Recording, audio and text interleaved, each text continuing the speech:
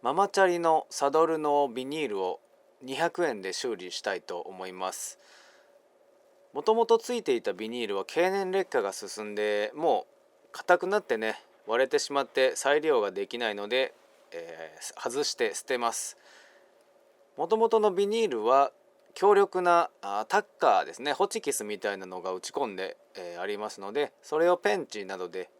引っこ抜くことで完全に取り外すことが可能です。そうするとスポンジも外れちゃうんですけどね、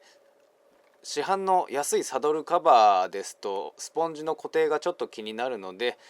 今回はスポンジを万能ボンドでね固定していきます。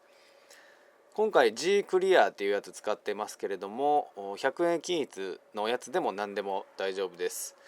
瞬間接着剤みたいにね硬くなるカチカチになるタイプはちょっと避けたいですね。後々の柔軟性がちょっと欲しいので。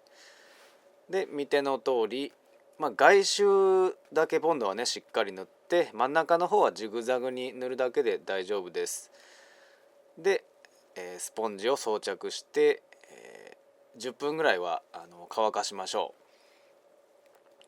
そして、乾いてスポンジがね動かなくなったら